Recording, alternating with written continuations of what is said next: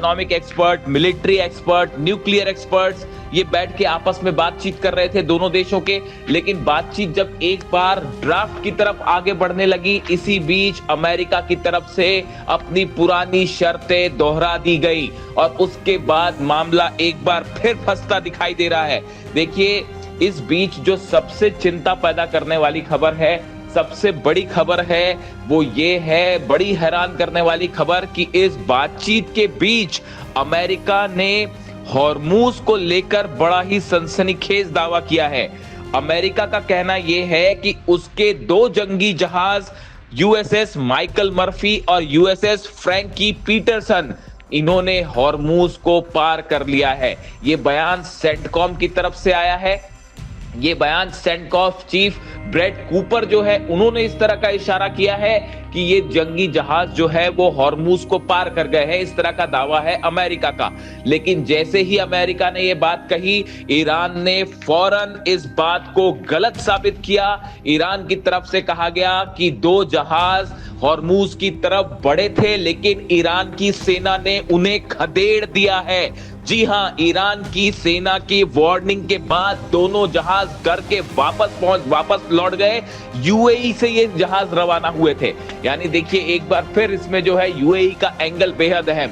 और अब जो दावे ईरान की तरफ से है कि हॉर्मूज में माइंस बिछी हुई हैं और यहां परिंदा भी पर नहीं मार सकता। यानी आप देखिए, हॉर्मूज को लेकर एक बार फिर बात फंस गई है। मैंने आपको पहले ही बताया था कि ट्रंप का सबसे बड़ा मकसद है किसी तरह से ईरान को बातचीत में उलझाना और हॉर्मूज खोलना। एक बार हॉर्मूज खुल जाता है तो उसके बाद यहां पर डोनाल्ड ट्रंप फिर से हमला कर सकते हैं। देखिए, बातें इस तरह से निकल के सामने आई कि इस बातचीत में अमेरिका ने एक बार फिर इस तरह की मांग की है कि ईरान को अपना मिसाइल पावर रोकना होगा, जिसके लिए ईरान कतई राजी नहीं है। दूसरी बात, हॉर्मूज को लेकर, हॉर्मूज पर ईरान अभी अपना जो है दबदबा बनाए रखना चाहता है। ये वो मुद्दे हैं जिन पे बातचीत फंसी है। अब इसी बीच इजराइल की तरफ से भी अपनी मांगे रखी जाने लगी है। ये कहा जाने लगा है कि ईरान का जो यूरेनियम है वो पूरी तरह से निकाला जाए और ईरान वो किसी दूसरे देश को यूरेनियम दे। इसके लिए भी ईरान तैयार नहीं है। इजराइल तो ये भी चाहता है कि जो फोर्दो न्यूक्लियर प्लांट है वो पूरी तरह से बंद कर दिया जाए।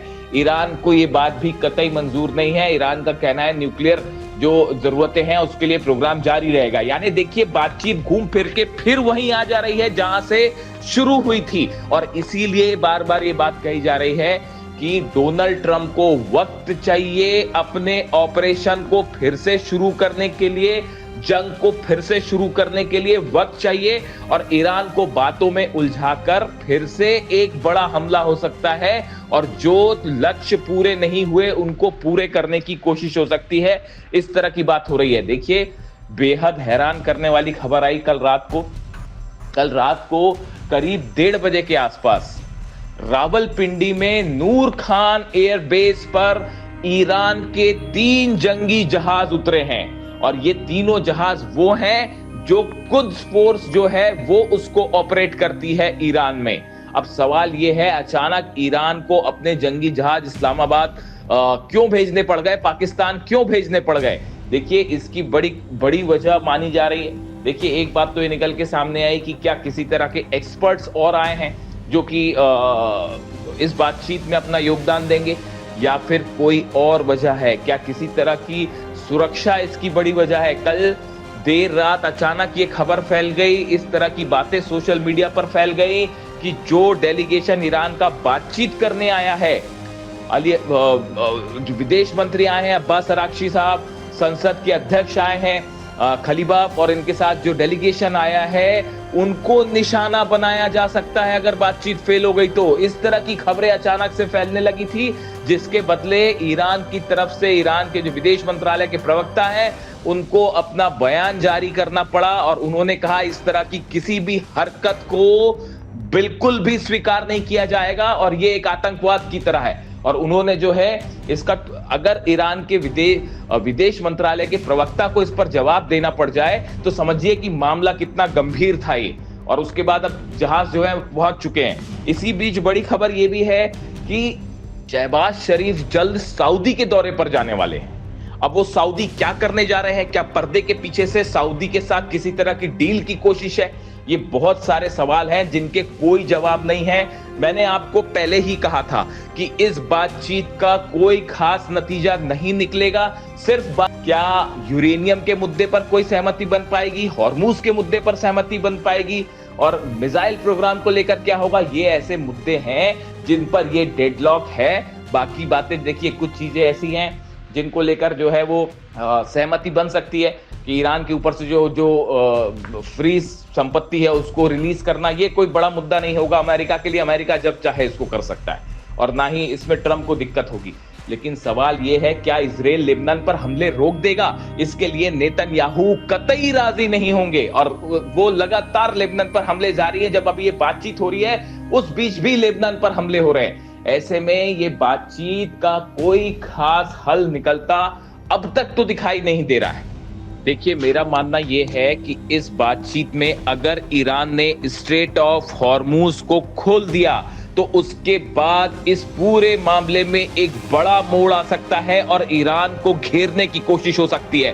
देखिए, जब तक स्ट्रेट ऑफ हॉर्मूज पर पूरी तरह से ईरान का कब्जा है तब तक ना अमेरिका ईरान का कुछ बिगाड़ सकता है, ना इजराइल ईरान का कुछ बिगाड़ सकता है। अब हालात ये हैं कि पूरी दुनिया की अर्थव्यवस्था फंसी हुई है और वो इस वक्त ईरान के हाथ में है और इसीलिए छटपटा रहे हैं डोनाल्ड ट्रंप। आप देखिए, पूरी बातचीत के बीच डोनाल्ड ट्रंप के जो बयान आ रहे हैं, बेहद शर्मनाक बयान। कभी वो कहते हैं कि ईरानी सिर्फ इसलिए जिंदा हैं क्योंकि उन्हें बातचीत करनी है, कभी वो ये कहते हैं कि ईरान एक फेल देश है, कभी ईरान की शर्तों पर वो भड़क जाते हैं।